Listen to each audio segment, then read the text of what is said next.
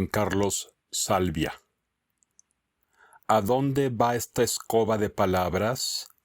La bruja que hay en mí dice al hechizo, el diablo que hay en mí dice al infierno, hacia ninguna parte refuta indiferente la duda intestinal. El hombre, sin embargo, que apela por el hombre, se juega lo que soy a la esperanza de que llegue a los otros. Hola, soy Juan Antonio Rosado, narrador y ensayista. Esto es Grandezas de Lilliput, un espacio-tiempo para las artes, las letras y la lengua española. Un canal al que no le interesan las modas, sino lo atemporal del arte. Un canal donde todo lo sabemos entre todos. Luis Cardosa y Aragón escribió que el poeta es un arco sobre las cuerdas de la realidad. Para mí es claro que el poeta de verdad imprime un impulso peculiar a las cosas, arresta la automaticidad, lo mecánico del lenguaje cotidiano, al pasar de lo inminente a lo esencial que posee, si sabe mirarlo, todo suceso. No tengo duda de que la poesía es una manera peculiar de percibir el mundo y de tratar el lenguaje para expresar ese mundo. La percepción poética destila movimiento en la penumbra, intensas vivencias con el entorno y también cruza el umbral hacia el misterio en el interior de las presencias. Pero así como el poeta es hombre de palabras y quien escucha o lee la poesía es receptor de palabras, así el umbral que ambos cruzan para acceder al otro están hechos necesariamente de palabras. De esta realidad tan etérea y tangible parte y allí también se dirige el poeta Juan Carlos Salvia, quien inicia su libro Libre de coartadas con los siguientes versos. Nadie abreva dos veces en el mismo poema. Las palabras también son la energía que vive transformándose. Y hoy, precisamente, está con nosotros este poeta mexicano que vive en los Países Bajos desde hace ya mucho tiempo. Es egresado del Colegio de Lengua y Literaturas Hispánicas de la Facultad de Filosofía y Letras de la UNAM. Juan Carlos Salvia también es autor de Hombre de Palabras, que aquí traigo conmigo, Aviso Oportuno, que también tengo aquí conmigo, y Docena de Silencio, así como de otras colecciones inéditas que esperemos pronto vean la luz. Juan Carlos ha ejercido la docencia de la literatura, del teatro y del español como lengua extranjera durante más de 20 años. También desarrolló una carrera actoral y de dirección teatral en compañías como Alexandría, Teatro de la Palabra, La Herencia de Wagner y Teatromancia, de la que fue miembro fundador. Desde 2012 reside en los Países Bajos.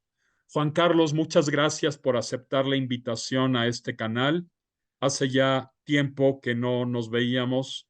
¿Cómo están las cosas en los Países Bajos que nosotros conocemos comúnmente como Holanda?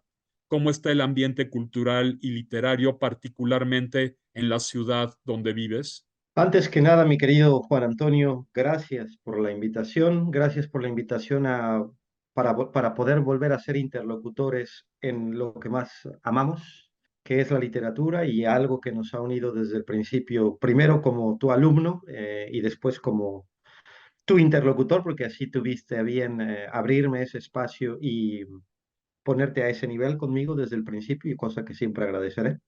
De nuevo, gracias por la invitación y por la oportunidad de volver a sostener diálogo contigo.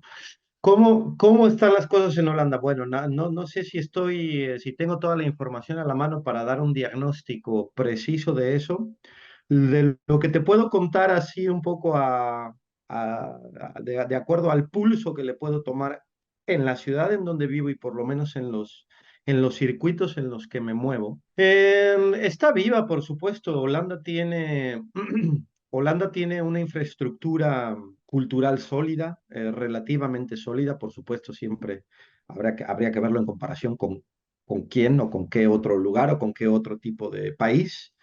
Pero Holanda tiene en muchos aspectos también una infraestructura cultural lo suficientemente sólida, se destinan también suficientes recursos como por lo menos para darle continuidad. Algunos de los proyectos o algunas de las dinámicas que mantienen vivo un ambiente literario local, como una serie de festivales. Aquí hay una noche, por ejemplo, ocurre 2 veces al año una noche de la literatura en la que se llevan a cabo es una especie de festival en la que se llevan distintos tipos de actividades, todas en torno de actividades literarias, poesía, narrativa. Hay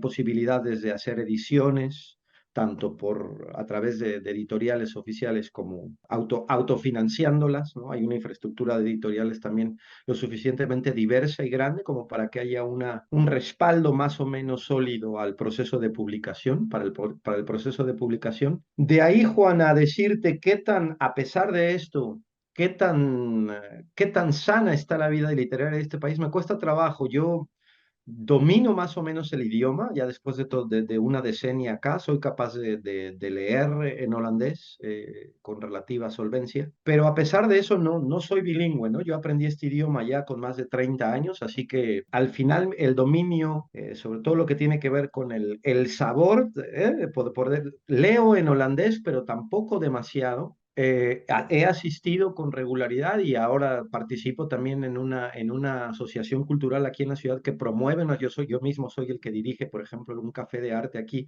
en el que hemos tenido escritores tanto hispanohablantes como holandeses, como incluso internacionales, de pronto en las charlas. Pero a lo que iba con el holandés, no soy capaz realmente de medir completamente el pulso, por ejemplo, de cómo está en este momento la vida del idioma desde ese punto de vista, qué tanto peso tienen los escritores de nuevas generaciones en los lectores contemporáneos, porque mis conversaciones no versan normalmente sobre los escritores más recientes en Holanda. No me mantengo tampoco completamente al tanto de ello o reviso si en los programas de televisión, que también hay un buen número donde desfilan estos escritores. Tengo la impresión de que está vivo, tengo la impresión de que hay una infraestructura, repito, lo suficientemente sólida en el que la gente interesada puede saciar su apetito literario, pero tampoco tengo claro el grado de profundidad y el grado de impacto que eso tenga en la conciencia colectiva o en la dinámica colectiva. Al no ser un idioma en el que yo realizo el mayor número y sobre todo las lecturas más significativas, desde el punto de vista personal me cuesta trabajo tomarle el pulso por completo. A Ahora, pesar de eso, tienes una edición bilingüe en Holanda, un poemario que ya apareció en holandés y en español, ¿verdad? sí, eso, gracias al encuentro el libro que mostraste de Aviso Oportuno, por ejemplo, ese también se editó aquí en Holanda, pero fue editado por un pequeño colectivo casi en su totalidad conformado por artistas latinoamericanos que residen aquí, algunos ya del exilio chileno, del exilio uruguayo, de las dictaduras, de los años 70, 80. Entonces, gente que ya tiene mucho más años viviendo aquí en Holanda. Fue editado por ese colectivo. Ahí en ese poemario hay un par de poemas míos traducidos. Ya se había hecho un pequeño ejercicio de traducción por una traductora que tiene suficiente conocimiento de ambas lenguas y también suficiente gusto literario, pero tampoco fue una traducción realmente completamente sólida.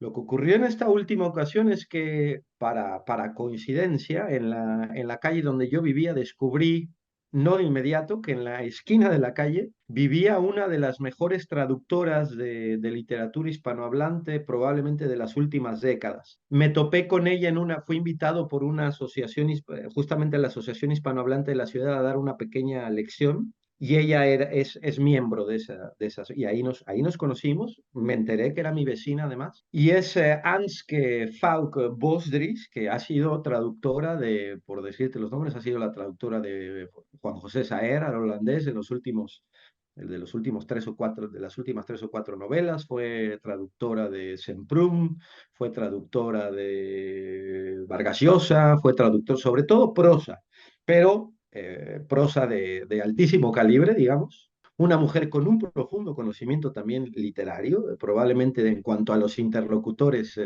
De este lado es la mujer que más sabe de literatura con la que me he podido cruzar, y además con un dominio extraordinario de ambas lenguas. Entonces, afortunadamente me la topé a tiempo, es una mujer ya que está en los 90 años, digamos, en el cierre de su vida, con el lujo que eso también representa, perfectamente lúcida, por otro lado, entonces con el lujo que representa tener a ese tipo de traductores en ese momento particular de su vida. Y bueno, se interesó por el material poético y entonces conseguí una traducción realmente de primera calidad para esta pequeña colección de Docena de Silencio. Y Eso es eso, maravilloso. bueno, ella me deja ver que hay una ahí, como siempre, escondidas, en los márgenes de la realidad, hay siempre gente con este grado de sabiduría y con este grado de involucramiento y de compromiso con lo literario. Pero bueno, no es que eso sea dominante, ¿no? Y que ella sea como tú no lo eres tampoco, ¿no? De la realidad literaria mexicana, digamos, ¿no? Si es que hablamos de una generalidad. Son Claro. excepciones desde ese punto de vista, ¿no? Juan Carlos, en el poema número 25 de tu poemario Aviso Oportuno, titulado Envío, y que Ujú, leí como introducción a este programa, ujú, concluyes que los seres humanos que apelan a lo humano esperan que lo que son llegue a los otros. Yo entiendo que para ti, como hombre de palabras, y ujú, aquí apelo al título de otro de tus poemarios, la ujú, sinceridad o la autenticidad es inherente a la poesía, sin importar que el poeta mienta, porque sabemos que el poeta puede mentir, puede fantasear, puede hablar sobre objetos manufacturados o artificiales, ujú, que en apariencia se alejan de lo que tradicionalmente consideramos humano. ujú. Ya entre los 5 grandes rubros que establece Pedro Salinas en La realidad y el poeta sobre lo poetizable, pues uno de ellos son los objetos manufacturados, por ejemplo. ¿Qué Ujú. opinas de esto? ¿Sigues creyendo lo mismo? Sigo creyendo en la aspiración Nos metemos en vericuetos conceptuales, en vericuetos históricos, en vericuetos filosóficos cuando el destino que marca la dirección del ejercicio poético, habría que llamarle que la verdad, la búsqueda me hablaste de autenticidad. Sí, Seriedad. por supuesto. En mi caso, primero como lector. Siempre te hablaré de la poesía primero como lector, incluso antes que como hacedor de poemas. Primero, como, mi experiencia como lector. La poesía me ha dado a mí un grado de... Sí, en esos artefactos que son una invención, que son un producto de la ficción literaria, porque la poesía es también es literatura, y tiene un grado inevitable de ficcionalidad, de distanciamiento con la realidad física o histórica a la que alude o de la que se nutre. Pero es un camino, es un proceso de ficcionalización que apunta claramente a llegar a la profundidad del ser de esa realidad a la profundidad de la cual no sabemos el fondo. Es una búsqueda interminable de seguir excavando, explorando hasta dónde va la profundidad de esa realidad. ¿Qué se busca ahí, Juan? Si es que esa búsqueda, como es una palabra peligrosa también esto de lo auténtico, cómo definir eso y cómo medir eso, cómo medir cuando hay un ejercicio intelectual, espiritual, literario, auténtico. Bueno, si yo hablo desde lo que a mí me ha movido la poesía como lector y me ha movido para tratar de manufacturarla, sí, es una búsqueda y una necesidad inapelable de descender a esas profundidades del ser para, para seguir descubriendo qué es esa realidad, quién soy yo en esa realidad, quiénes son los otros en esa realidad y cómo se interconectan todas esas cosas entre sí. Al final si hay una disputa, hay una paradoja irresoluble entre el carácter ficcional de lo literario y su aspiración por lo verdadero, pues habría que terminar a los Reyes, ¿no? Ya sabes que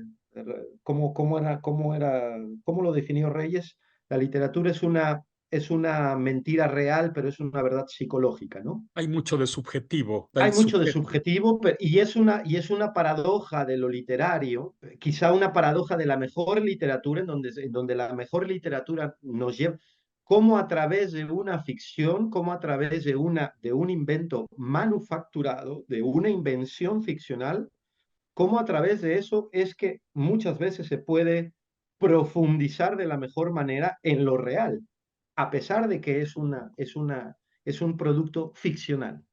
Ahí hay una paradoja connatural a lo literario, a la invención literaria, a la buena Claro, claro. invención literaria. Juan Carlos, por lo menos para mí, un poeta no es el que hace versos. Versificadores hay muchos. Ujú, Un poeta percibe la realidad y el universo que le rodea de una manera muy singular, muy especial, y a partir de esa manera le da un tratamiento también muy especial al lenguaje. ujú, Como ocurre con todo poeta, supongo que tu poesía ha evolucionado de 2011, año de la publicación de Hombre de Palabras, a la fecha. ujú, Y uso evolucionar como adaptación a nuevas realidades, a nuevas circunstancias. ujú, En ese sentido, ujú, yo sé que además de tu labor poética y docente, te has ujú, dedicado al desarrollo de proyectos de innovación tecnológica y de energías renovables allá en Holanda. ujú, Supongo que necesariamente esta labor ha influido en o transformado tu ujú. visión poética y por tanto tu poesía. Supongo que sí, Juan, aunque no en particular esta relación, supongo que sí, porque es casi inevitable que así ocurra. Pero cómo, hasta dónde y cómo, no sé si yo sería el más capacitado para describir con precisión cuál ha sido la manera en la que, en la que ese influjo se ha llevado a cabo.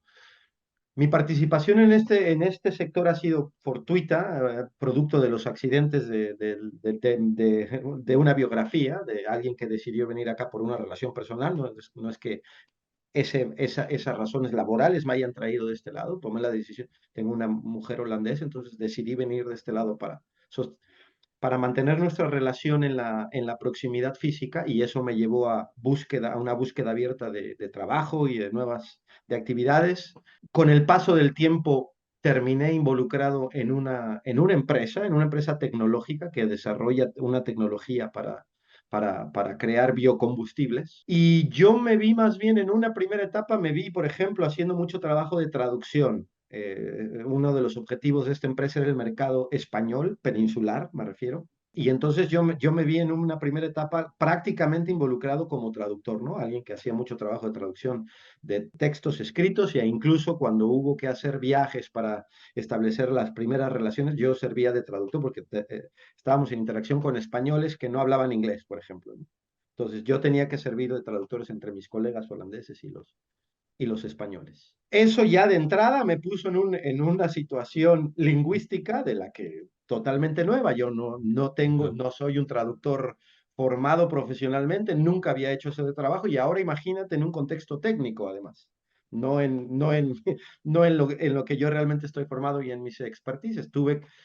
Me vi en el desafío de aprender nuevos contenidos, en el desafío de entender mucho más a fondo cuestiones técnicas que era necesario entender para poder cumplir el trabajo de traducción. Me vi, lo más sorprendente de este proceso ha sido, para el poeta incluso, que está como siempre está ahí, presente en estas actividades, y siempre está también un poco, siempre está metiendo su morada y metiendo su cuchara, por lo menos en mi cabeza, los procesos comunicativos, ¿no? O sea, como la sorprendente necesidad, la sorprendente fascinación por cómo incluso en esos sectores en donde hay intereses técnicos, comerciales, de una naturaleza totalmente distinta a los de la literatura y a los de la vida del espíritu, hasta cierto punto, cómo los procesos comunicativos son fundamentales, son los que pueden construir o destruir la realidad de un proceso de negocio, la realidad de un proyecto técnico, cómo la comunicación está todo el tiempo jugando un papel decisivo en las historias que tejemos los hombres y que destejemos los hombres, ¿no? En el sector en el que te muevas. Entonces, Yo de pronto en toda esta, ha habido, por supuesto, si ahora pienso en poemas que evidentemente han reflexionado específicamente sobre esos asombros, ¿no?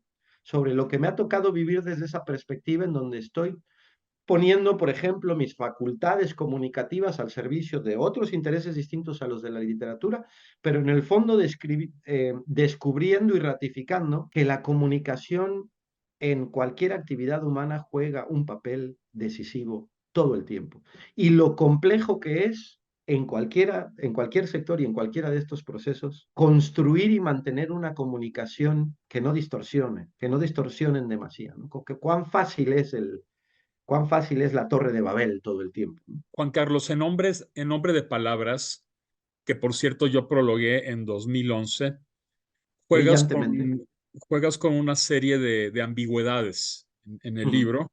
ujú, Y el mismo título puede entenderse en dos sentidos. ujú, Es por un lado la sinceridad de la que hablábamos, la ujú, sincera promesa de cumplimiento de algo dicho o escrito, soy hombre de palabras. Y aquí usamos la palabra hombre en su sentido original de ser humano, pues proviene del latín homo hominis, pero el Homo sapiens se supone también es una especie que se ha apropiado del logos. El ser humano es también palabra, sin importar el lenguaje o la lengua que use. Tú ujú, acabas de hablar de comunicación, entonces eso es lo que nos une a toda la especie humana. Tal vez las gramáticas sean ya algo que consustancial a la especie humana, tal vez sea algo que tenemos ya configurado, esa capacidad o esa posibilidad de articular verbalmente una serie de sonidos con significados cada vez más complejos, que ujú, se complejizan porque nosotros también a través de la comunicación y del lenguaje complejizamos la realidad. La ujú, palabra entonces tiene también la posibilidad de atrapar lo inefable y reflejarlo, siempre de ujú, una forma pálida porque es insuficiente por más pulido que se halle el espejo donde se refleja esa inefabilidad, ya que el espejo de las palabras pues nunca nos proporcionará en todas sus dimensiones las realidades hechas de tiempo, realidades efímeras que la palabra o el arte o la cultura en general pretenden fijar. En ujú, tu poemario Aviso Oportuno también juegas desde el título con una frase hecha y aplicada en la cotidianeidad, en tanto mensaje propicio, ujú, pero tal frase insertada ya en un contexto poético, pues adquiere otras dimensiones, como que amplía su significado. En este libro hay también un sentimiento de denuncia. Yo noto que en muchos de tus poemas hay esa intención. Voy a leer pues el poema número 9, bueno, el poema número 9 lo leo completo. Dice, una mujer y el oro se esfuman y aparecen por obra de la magia. Turbados por la fiebre que produce su hechizo, escribimos la historia. Para ser sus señores hacemos lo que hacemos todavía: matar al adversario, abusar de inocentes, andar siempre de caza tras las madrigueras por las que se escabulle su inacible hermosura. Moriremos así como murieron todos, jugando a poseer lo que no tiene dueño. Creo que en este poema, creo que ujú, tiene un trasfondo ecosófico, que no ujú, ecológico. ujú, Dije ecosófico porque a mi parecer contempla el mundo desde la percepción de quien es el mundo y no está en él para servirse de lo que según una visión antropocéntrica le ofrece. ¿Qué ujú. opinas al respecto? ¿Encuentras también tú esa obsesión en el fondo? Sí, regresando y vinculando esta pregunta a la segunda sobre lo auténtico y sobre lo que se puede descubrir o desvelar en las profundidades del ser. Me parece que es inevitable cuando la mirada del espíritu humano desciende a esas profundidades, empezar a ver que muchas de la normatividad, de lo que normalizamos en la vida cotidiana, en la verdad, en la realidad histórica de lo humano, no obedece a esas profundidades del ser. Probablemente la crítica fundamental de todo ejercicio poético proviene de su propia profundidad. La realidad histórica y cotidiana carece frecuentemente de esa profundidad, no está construida desde ahí y tampoco va en esa dirección. Y eso tiene implicaciones prácticamente en todos los niveles ontológicos de esa realidad. O sea, tiene implicaciones fundamentalmente éticas, pero estéticas, ontológicas, históricas, ¿no? No es que en mí sea tampoco un ejercicio plenamente consciente lo ecosófico o buscar, es simplemente que al descender a esas profundidades o al intentar hacerlo, te das cuenta en ti mismo, empieza en ti mismo y luego en la realidad incluso inmediata en la que estás inscrito, en tu contexto inmediato, y luego ya, si lo llevas, lo llevamos a tratar de hacer una crítica del contexto histórico en el que uno se desenvuelve, y si además uno ha intentado entenderlo, estudiar hasta donde eso sea posible para ganar aún más contexto y mayor entendimiento sobre ese contexto, pues regresas a los conflictos fundamentales de lo humano, a este continuo debate entre nuestra capacidad de vislumbrar, de entrever esas profundidades del ser, pero nuestra abominable incapacidad de vivir de acuerdo con eso. Nuestros constantes atentados contra la belleza, contra lo verdadero, contra lo verosímil, contra la integridad, contra la integridad. Es el valor probablemente más escaso, ¿no? Un ser humano que sea capaz de vivir y de ejemplificar un mínimo grado de integridad ética, estética, ontológica. Y la poesía ve eso con claridad, la poesía ve que hay una deuda constante, que hay un saldo constante que saldar entre las profundidades en las que a las que podemos acceder a través de lo poético, pero la manera en cómo construimos la realidad normalmente, que es, eso te digo, mucho más superficial y obedece a necesidades y a instintos y a apetitos mucho menos trascendentes que esa profundidad. En una ocasión escribiste que la poesía es una de las formas más puras en las que el hombre se reafirma en la vida y una de las manifestaciones más liberadoras e irreductibles de su espiritualidad. Entonces, me parece, está en el liminar, ¿verdad? En el Ujú, prólogo de uno de tus ujú. libros. ¿Qué es para ti la poesía, además de una forma para reafirmar la vida y una manifestación liberadora? ¿Qué es la poesía para ti? Pregunta compleja, ¿cuál más, verdad? O sea, la de apostar por definir algo que siempre permanecerá indefinible en un alto grado. Y ese liminar está justamente redactado para tratar de explicar eso, ¿no? Juan, si lo tengo que decir, creo que yo lo asociaría, es una forma de conocimiento, es una forma privilegiada de conocimiento. Yo asocio la poesía como una forma privilegiada de penetrar en la realidad, de penetrar en la realidad fundamentalmente espiritual, en el aspecto espiritual de la realidad. También en su aspecto material, porque tampoco es que la poesía esté hecha solamente esté hecha solo con abstracciones, ¿no? La poesía también encarna en cosas muy concretas, la poesía no es una combinación rara de cosas, hay un ejercicio, hay una buena dosis de racionalidad, cosa que muchos de los lectores inexpertos de poesía de pronto se lo quitan, ¿eh? La gente tiende a pensar que la poesía es como hablar solo de emociones, que no hay ideas, ¿no? La poesía, en los grandes poemas hay una cantidad enorme de ejercicio racional, filosófico, de ideas, de preguntas, pero también, en efecto, no hay solo racionalidad, hay revelación, hay una cosa, opera la intuición, opera la imaginación, es una cosa muy compleja, ¿no? Desde el punto de vista espiritual hay una especie hay resonancias, pero no solo resonancias en la poesía, hay invención, hay creación y todo, y si lo tengo que resumir, te repito, en mí desemboca como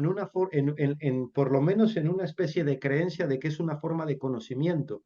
La poesía me ha permitido, sobre todo, regreso como siempre la perspectiva de primero como lector, primero como su lector, me reveló, los poetas que he leído han iluminado mi vida en un montón de aspectos, ¿no? Han refinado mi sensibilidad en un montón de aspectos, me han abierto intelectualmente a un montón de puertas que si no hubieran permanecido cerradas. Eso ha generado carácter, por ejemplo, ¿no? Desemboca incluso en un carácter. Para descender a las profundidades de las que estamos hablando se requiere condición espiritual, se requiere condición intelectual, pero también un carácter capaz de... No es fácil moverse en las profundidades, ¿no? Los peces abisales tienen que aprender a ver en la oscuridad, tienen que aprender no es fácil moverse en esas profundidades, hay que desarrollar incluso un temperamento para ello. Y la poesía ayuda a todo eso, es un conocimiento muy orgánico que no obedece solamente no es solo información, es casi como incluso poner el cuerpo, ¿no? En el proceso de conocimiento también. Entonces Sí, es una forma de conocimiento. por eso Alfonso Reyes también dice que la filosofía empezó en la poesía. Y eso es totalmente verdad.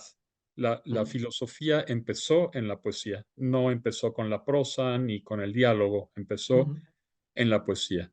Por ujú. lo menos los textos Presocráticos. filosóficos más antiguos que se Ujú, conservan en India, en China, ujú, en las culturas orientales prehispánicas y también en la griega, ujú, Parménides y todos ellos escribieron ujú, poemas, ujú, todos ellos. Voy a leer un fragmento que me gusta mucho de tu ensayo, el ensayo que escribiste sobre la poesía, porque a mí me parece que revela pues muchos aspectos de tu poética. ujú. Por Entonces favor. aquí dices textualmente, si algo admiro en los poetas, o más bien, si algo admiro de los poetas es que al tratar sobre cualquier asunto, la guerra, la divinidad, la angustia o el miedo ante la muerte, el erotismo, la libertad, la desolación, el vacío o el sinsentido de la existencia, lo hagan desde una profundidad casi siempre desacostumbrada en la vida cotidiana y en ese y otros varios sentidos perturbadora.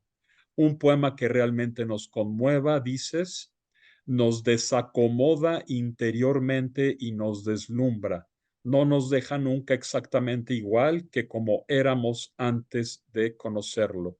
Es indefectiblemente una experiencia de aprendizaje transformativa porque además es personal. Nadie conoce un poema de la misma manera que otro. Es un poco lo que estás diciendo.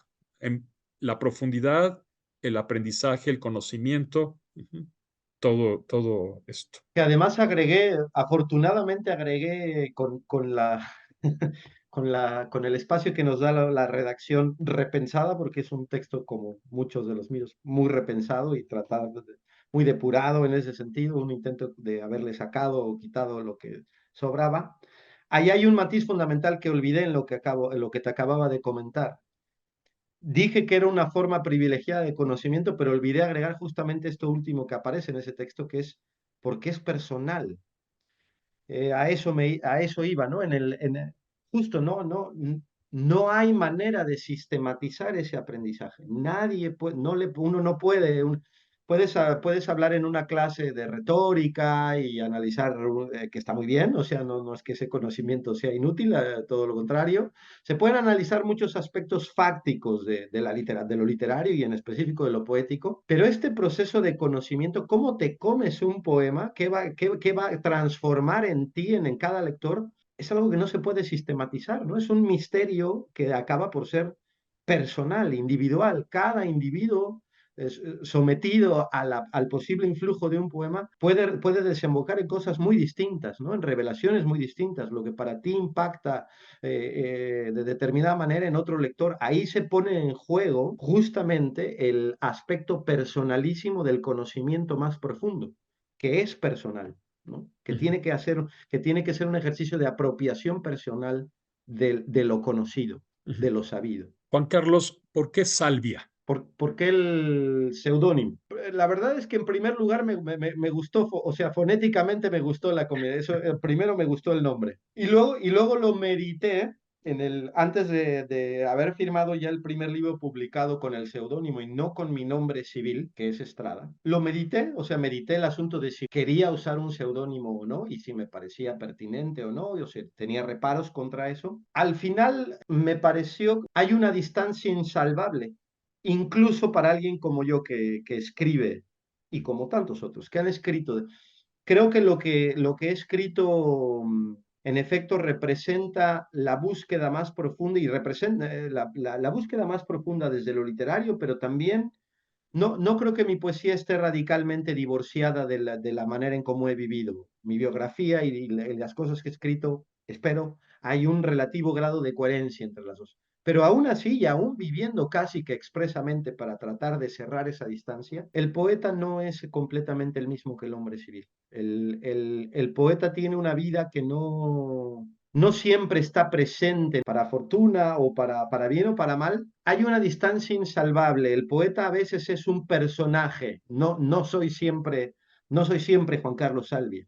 Y en cambio el que es el poeta que escribe y trasluce y que aparece en lo escrito tiene su vida propia. Así que decidí que el seudónimo era una manera de, al final, de establecer esas dos distancias entre el ciudadano y el poeta, aunque yo intento que no haya, que vivan más o menos reconciliados entre sí Ujú. y que no haya una gran disparidad entre ambos. Juan Carlos, antes de concluir nuestra charla, ¿puedes leer un poema de tu libro publicado en Holanda en edición bilingüe? Claro que sí, Juan. ¿Alguno de los que más te gusten? Mira, hasta ahora en el libro del Libre de Coartadas, al que hiciste alusión en la introducción, que es un poemario metapoético, es un poemario que en su totalidad aborda el problema, problematiza, es poesía sobre poesía. Hay dos subcolecciones que ya también por formato son hasta ahora excepcionales, porque la longitud de mis poemas, sabes que no son poemas muy extensos, pues es una longitud que casi siempre es la de una página y media. Y estos son poemas muy breves, ¿no? Mini poemas, y que no tienen tampoco, no es un formato que yo haya abordado mucho en lo que llevo hasta ahora escrito. Así que hasta eso hay una subcolección en ese libro de coartadas, una de ellas es Docena de Silencio, y este libro que se publicó de manera bilingüe en Holanda es justamente esa subcolección, Docena de Silencio. Como el título lo indica, son 12 poemas que hablan en su totalidad sobre el silencio y sobre su relación con lo poético. Entonces, a ver, si quieres te leo un par. Este poema, como suele ocurrir en lo que yo escribo, tiene un epígrafe que dice: ahí está todo a mi alrededor, preñado y silencioso. Esos son versos de Juan Antonio Marín. Ahora viene el poema mío. No es lo que callamos el silencio, esa fosa común de las palabras muertas que nadie se adjudica. Es el alumbramiento de lo vivo que no solemos escuchar. Por la forma en que calla, tenemos la impresión de que es algo muy serio, pero creo que en el fondo, al igual que la muerte, el silencio sonríe. Muy bien, eres de quienes han reflexionado sobre el silencio. Recuerdo esa maravillosa trilogía de películas de Ingmar Bergman sobre el silencio de Dios, Ujú, por ejemplo. ujú, El silencio detrás de un vidrio oscuro y, bueno, son tres películas. La otra detrás de un vidrio oscuro y no recuerdo el nombre de la otra. ujú. Pero no sé si las conozcas. Hablan sobre Fíjate el que silencio esa de trilogía Dios. de Bergman, no, soy un devoto de su obra igualmente, pero esa trilogía no la he visto. Ujú. No conozco esa trilogía, la que ni siquiera la tenía Ujú. registrada.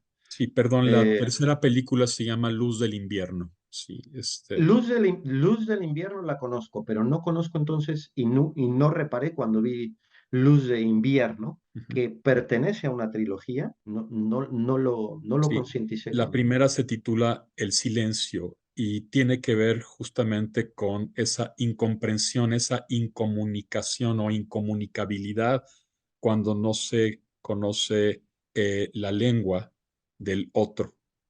Ujú, Entre otros temas, también hay una sustancia muy erótica en el fondo, pero es la incomunicación. Y detrás de un vidrio oscuro, bueno, es un poco más famosa, no le gustaba mucho al director. Pero Luz del Invierno también tiene que ver con el silencio. Aquí había, porque la pregunta por ejemplo, he hecho un par de presentaciones acá de este último poemario y la pregunta que más o menos se reiteró desde diferentes ángulos incluso fue la de por qué escribe un poeta o alguien que hace literatura porque sobre el silencio. Parece ya de entrada también algo paradójico. Y decía, sí lo es, pero justamente porque ahí también hay una de las tensiones centrales en el ejercicio, particularmente de lo poético, ¿no? O sea, creo que mientras el lenguaje más se carga de sentido, paradójicamente más aspira a desembocar en lo silencioso, pero justamente en un silencio que no es, porque eso, y eso de nuevo nos regresa a una de tus preguntas, incluso esta manera de experimentar lo silencioso choca radicalmente con la manera en cómo lo experimentamos en la vida cotidiana, en donde el silencio es simplemente esto, ¿no? No producir, no decir, embosarse, no. Es un silencio tan cargado de sentido, tan cargado de poesía, que el lenguaje más bien lo que hace es normalmente traicionarlo, Lo ensuciarlo. que nos remite también un poco a Mallarmé, que también le daba una importancia radical al silencio, un poco Ujú, como en la música. ¿Qué ujú. sería la música sin los silencios? Los silencios también se escriben, los silencios significan algo, tienen un sentido. Te escribí, perdón, porque me das pie para... La mente en libertad, la raíz de la música, el paso de la luz, son silenciosos, como seguros de ser. Entonces, de nuevo, aquí hay una visión justamente de ese silencio como una matriz en donde el sentido está prácticamente intacto, ¿no? Hay un epígrafe de toda esta colección que abre toda la colección de Docena de Silencio, que es este, de Blanca Varela. ¿De qué perdida claridad venimos? Ese es el silencio al que yo me remito, ¿no? Esa perdida claridad en la que el sentido, de nuevo, el sentido de las cosas, de nuevo, la profundidad de lo real, parece recondensarse, reconciliarse, la matriz de lo que existe y la matriz de lo que somos capaces en la que seríamos capaces de reflejarnos si no estuviéramos justamente tan aturdidos todo el tiempo por el ruido de la realidad misma. Juan Carlos, ¿se consiguen tus libros en internet? No, Juan, hasta ahora ando siempre en eso, tratando de mejorar el proceso de publicación y de difusión de la obra, pero la verdad es que tampoco soy medio negligente con eso. Los intentos que he hecho, este libro que se publicó en Holanda y que se autofinanció, es el mejor editado hasta ahora. Los anteriores, en las que siempre trabajé con editoriales alternativas, por una razón o por otra, han sido libros medianamente editados, la calidad de la edición no es muy buena, fueron tirajes muy pequeños, etcétera. Y no se han reeditado. Por ejemplo, Hombre de Palabra, además, por decirte algo, ¿eh? No hablamos mucho de eso, pero Hombre de Palabra, que es el primero y que tú, al que hiciste un prólogo brillante y que te tendré que dar lata más adelante, se ha reescrito. Ahí hay poemas en ese libro, por ejemplo, que no, con el paso del tiempo he vuelto a meterles mano, ha cambiado lo suficiente como para que amerite una reedición con los poemas ya reescritos, vamos a decir, no todos, pero algunos de ellos. Entonces no se consiguen porque los tirajes que se hicieron fueron muy cortos, se agotaron y yo no he conseguido hasta ahora hacer un proceso de reedición y de edición del material inédito mejor. Entonces, eso está pendiente, es una de las cosas que me sigue haciendo un poeta bastante marginal desde ese punto de vista, ¿no? O sea, mi obra no está muy difundida. Tengo algunos interlocutores privilegiados como tú, uno de ellos, y uno fundamental eres tú, por ejemplo, alguien que ha leído desde el principio más o menos lo que yo he escrito y que ha tenido más o menos un registro de cómo se ha ido generando, pero hay una buena cantidad de material inédito y estos libros reeditados, ¿no? El único que se consigue sería el de Docena de Silencio, porque aquí sí tengo un buen número de ejemplares que está muy bien, esa edición además está muy bien, pero están en Holanda, es una edición bilingüe con español holandés, así que eso se podría conseguir, digamos, a través mío, pero habría que Claro, enviarlo desde Holanda. Ahora iré a México pronto y lo más probable es que me lleve un número de ejemplares de este libro y, por ejemplo, te haré llegar a ti uno seguro y ya veré muy si hay bien, alguien que esté interesado, por ejemplo. perfecto.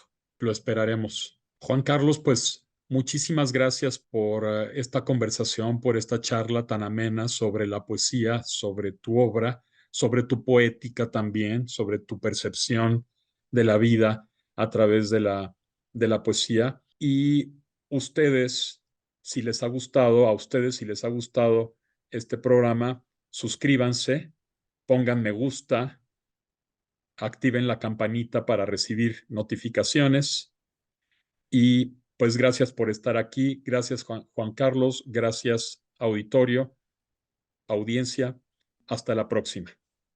Gracias a ti, Juan, por poner la inteligencia y la experiencia del lector que eres en lo escrito por mí. Te mando un abrazo. Igualmente.